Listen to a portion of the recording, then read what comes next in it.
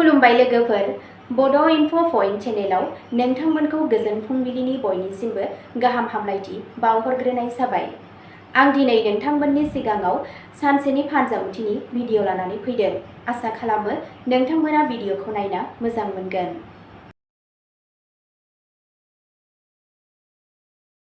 दिनै 17 मे 2026 मायथाइ एबा 2 जेठ दान 1433 मायथाइ रबिबार। गिबियावनो दङ मेष राशि। दिनै गोदान मिजिं आरो थुलुंगाजों बुंफबनाय जागोन। नोंथांनि बिथांखिफोरा थार लामा मोनगोन। साख्रि आरो फालांगियाव मोजां फिथाइ मोनगोन। नोंथाङा बैसोगोराफोरनिफ्राय बाख्नायनाय आरो मदद मोनगोन। रांखान्थियारि बिथिङाव मुलाम्फा जानायनि जाथावना दं। थालांनाय खामानियाव जाफुंसार जानो हागौ।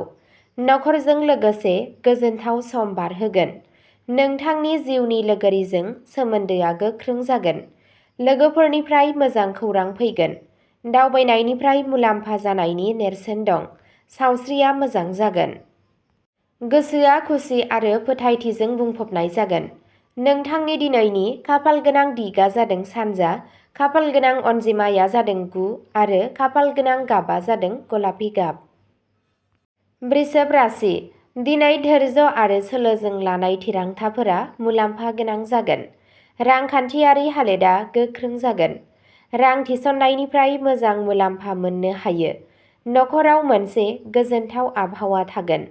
नोंथांनि जिउनि लोगोरिनि हेफाजाबा नोंथांखौ थुलुंगा होगोन। मोनसे गोदान बेसाद बायनायनि सानस्रिया जाफुंसारनो हागौ। खामानियाव मान सन्मानआ बांगोन। गोजाम साननायफोरा जोबलांगोन। नोंथांनि खुदियानि मोनफुंनायफोरनिफ्राय गोजोनआ फैगोन। लोगोफोरनि लोगोआ नोंथांनि थुलुंगाखांनायखौ बांहोगोन। सावस्रिया गोजोनथाव जागोन। साना गोजोनथाव मोन्दांथिजों बुंफबनाय जागोन। नोंथांनि दिनैनि खाफाल गोनां दिगआ जादों खोला, खाफाल गोनां अनजिमाया जादों 24 आरो खाफाल गोनां गाबआ जादों गोजा गाब। मिथुन राशि। दिनै नोंथांनि मेलेम आरो फोनांजाब रोंग'थिफोरा मुलाम्फा जागोन। नोंथाङा गोनां सुबुंफोरजों सोमोन्दो लाखिगोन। नोंथांनि खामानि थिलियाव गोदान जाथावनाफोरा बेखेवगोन। फालांगियाव दावगानायनि नेरसोन दं। रांखान्थियारि थासारिया जौगागोन। नोंथाङा बिदा-फंबायनिफ्राय हेफाजाब मोनगोन। फरायसाफोरा लुबैनाय फिथाइ मोननो हागौ। सोरजिलु खामानियाव जाफुंसार जागोन। मोनसे गुसुं दावबायनाया मुलाम्फा गोनां जागोन। नोंथाङा लोगोफोरजों मोजां सम मोनगोन। सावस्रिया मोजां थागोन। साना थुलुंगाखांनाय जागोन। नोंथांनि दिनैनि खाफाल गोनां दिगआ जादों साहा, खाफाल गोनां अनजिमाया जादों 5 आरो खाफाल गोनां गाबआ जादों गुफुर गाब। कर्क राशि। दिनै गोसोआरि समानथाय लाखिगोन। नोंथाङा नखरजों अननाय सम बारहोनो खाबु मोनगोन। नोंथाङा बिमा-बिफानिफ्राय अननाय आरो बोर मोनगोन। न'आवनो मोजां खामानिनि सोमोन्दै सावरायनो हागौ। रांखान्थियारि बिथिङाव दिदोमथि लाखिनाय जागोन। खामानि थिलियाव धैर्य लाखिनाया मुलाम्फा जागोन। जिउनि लोगोरिजों सोमोन्दोआ गोदै थागोन। धोरोमारि हाबाफोराव गोसो गुदुं जागोन। सावस्रिया मोजां थागोन। गोसोआ सिरि आरो मोजां जागोन। गोजाम सिन्थानिफ्राय रैखा मोनगोन। साना गोजोनथाव जागोन। नोंथांनि दिनैनि खाफाल गोनां दिगआ जादों सा-सोनाब, खाफाल गोनां अनजिमाया जादों 2 आरो खाफाल गोनां गाबआ जादों गोमो गाब। सिंह राशि। दिनै नोंथांनि गोख्रों आरो फोथायथिया बयखौबो गोहोम खोख्लैगोन। नोंथाङा खामानि थिलियाव गोनां जाफुंसारनाय मोननो हागोन। गोजौ मावख'गिरिफोरा नोंथांनि खामानिजों गोजोननाय मोनगोन। रांखान्थियारि मुलाम्फानि गोदान खाबुफोर ओंखारगोन।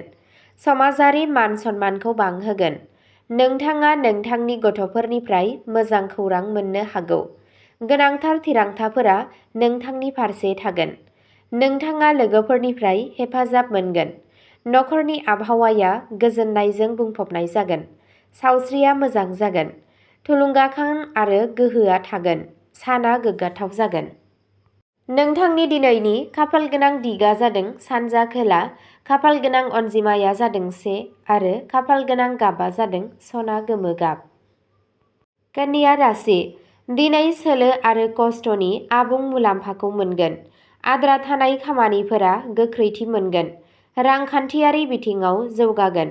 नोंथाङा नोंथांनि साख्रियाव गोदान बिबानफोर मोननो हागौ।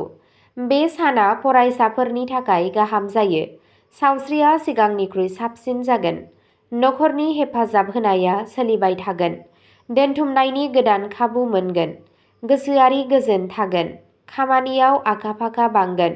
मोजां सानस्रिया जाफुंसारगोन। साना गोजोनथाव जागोन। नोंथांनि दिनैनि खाफालगोनां दिगा जादों सोनाब। खाफालगोनां अनजिमाया जादों 6 आरो खाफालगोनां गाबा जादों रेजें गोथां गाब। तुला राशि। दिनै सोमोन्दोआव गोदै आरो गोरोबलायनाय थागोन। जिउनि लोगोरिजों बुजिलायनाया बांगोन। फालांगियाव बाहागोदारिया मुलाम्फा गोनां जागोन। रांखान्थियारि हालोदा गोख्रों जागोन। आरिमुआरि रोंग'थिया सिगाङाव फैगोन। लोगोफोरजों रंजाथाव सम बारहोनाय जागोन। समाजारि मान सन्माना बांगोन। गोदान खाबुफोर मोनगोन। गोसोआ खुसि जागोन। दावबायनाया मुलाम्फा गोनां जानो हागौ। सावस्रिया मोजां जागोन। साना खुसिजों बुंफबनाय जागोन। नोंथांनि दिनैनि खाफालगोनां दिगा जादों सोनाब साहा। खाफालगोनां अनजिमाया जादों 7 आरो खाफालगोनां गाबा जादों अख्रां गोथां गाब। वृश्चिक राशि। दिनै नोंथांनि गावारि फोथायनाय आरो थिरांथा लानाया जाफुंसार जागोन। आन्थोरारि सानथांखिफोरा जाफुंगोन। खामानि थिलियाव नोंथांनि नाजानायखौ बाख्नायनाय जागोन। रांखान्थियारि हालोदा जौगागोन। बेरेखा हान्जानि सायाव देरहासारनाय जागोन। नखरनि हेफाजाब मोनगोन। रां थिसननाया मुलाम्फा गोनां जानो हागौ। गोनांथार थिरांथाफोरा मुलाम्फा होगोन। सावस्रिया मोजां जागोन। गोसोआव थुलुंगाखांनाया थाबाय थागोन। गोजाम जेंनाया सुस्रांजागोन। साना जाफुंसारनायजों बुंफबनाय जागोन। नोंथांनि दिनैनि खाफालगोनां दिगा जादों खोला। खाफालगोनां अनजिमाया जादों 4 आरो खाफालगोनां गाबा जादों रोजा निला गाब। धनु राशि। दिनै खाफाला नोंथांनि फारसे थागोन। नोंथांनि जिउ राहायाव दावगानायनि खाबुफोर ओंखारगोन। रांखान्थियारि मुलाम्फानि गोख्रों मिजिं दं। दावबायनाया गोजोनथाव आरो मुलाम्फा गोनां जागोन। धोरोमारि हाबाफोराव गोसो गुदुं जागोन। गोदान बिथांखिफोरा जाफुंगोन। फरायसाफोरा जाफुंसार जागोन। नोंथाङा लोगोफोरनिफ्राय हेफाजाब मोनगोन। रमान्टिक सोमोन्दोआव गोदै फैगोन। गावजों गाव फोथायनाया बांगोन। सावस्रिया मोजां जागोन। साना थुलुंगाखांथाव जागोन। नोंथांनि दिनैनि खाफालगोनां दिगा जादों सा सानजा। खाफालगोनां अनजिमाया जादों 3 आरो खाफालगोनां गाबा जादों खमला गाब। मकर राशि। दिनै नोंथांनि खस्थ'नि फिथाइ मोनगोन। खामानि थिलियाव मान सन्माना बांगोन। नोंथाङा बैसोगोराफोरनि फोथायनायखौ मोननो हागोन। रांखान्थियारि सानथांखिफोरा जाफुंगोन। नखरजों लोगोसे गोजोनथाव सम बारहोगोन। गोजाम जेथोफोरनि सुस्रांनायनि राहा दिहुनगोन। रां थिसननाया मुलाम्फा गोनां जागोन। गोदान जाफुंसारनाया गावजों गाव फोथायनायखौ बांहोगोन। नोंथांनि जिउनि लोगोरिनिफ्राय हेफाजाब मोनगोन। सावस्रिया मोजां थागोन। गोसोआरि दिदोमथि लाखिगोन। साना मुलाम्फा गोनां जागोन। नोंथांनि दिनैनि खाफालगोनां दिगा जादों खोला सोनाब। खाफालगोनां अनजिमाया जादों 8 आरो खाफालगोनां गाबा जादों रोजा मुगा गाब। कुम्भ राशि। दिनै गोदान सानस्रि आरो बिथांखिफोरा जाफुंसार जागोन। टेकनिकेल आरो सोरजिलु खामानिफोराव जौगागोन। नोंथाङा लोगोफोरनिफ्राय हेफाजाब मोनगोन। रांखान्थियारि थासारिया गोख्रों थागोन। गुबुन हादोरजों सोमोन्दो गोनां खामानिफोराव मुलाम्फा जानायनि जाथावना थायो। गोसोआरि गोहोआ गोजौ जागोन। समाजारि बेंखनआ गोसारगोन। गोदान जागायजेन्नायनि थाखाय समा मोजां जायो। फोथायथि बांगोन। सावस्रिया मोजां जागोन। साना थुलुंगाखांनाय जागोन।